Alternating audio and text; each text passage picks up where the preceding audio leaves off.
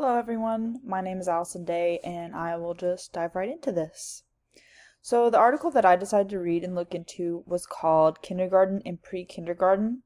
This article goes into how early childhood education is for ages 0 through 8 and how they are split into 4 different groups: infant, pre-kindergarten, kindergarten, and then children in primary grades. After that, it goes into detail about the availability and financing of kindergarten and pre-kindergarten. Um, and then after that, it goes into detail about how education quality, or about the education quality for both kindergarten and pre-kindergarten programs.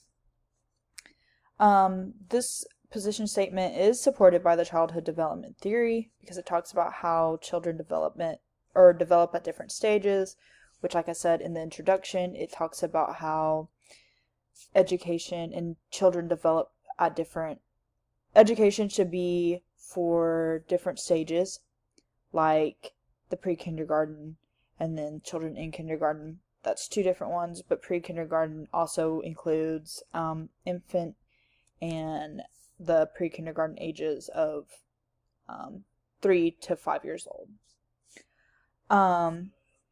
When it comes to adverse childhood experience and the research with that, this article does not really go into detail about it, but I would like it to be noted that these experiences can make it harder for the children and families affected to be able to afford these programs, and it could also make it harder for the children to transition into these programs and kindergarten if they have any of these experiences. In my job, I would say that there is a good quality education for all of the ages that we teach, which is birth through age 5.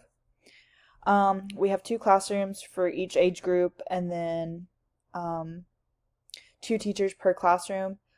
Except for pre-K, we have only 1 classroom and or 1 class, but there are still 2 teachers in that classroom every day.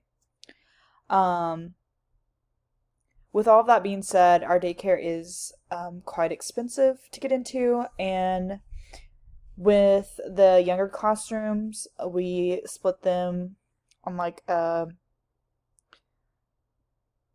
bi-daily basis. So like we have a Monday, Wednesday classroom, and then we have a Tuesday, Thursday classroom, so that we can still get more kids in and people can still have the daycare, but it's not an everyday program. That is except for the older kids. The older kids get to come every day, and that is Monday through Friday. But the Fridays are fun days, and by fun days, I mean we do like a science projects with them, so it's fun.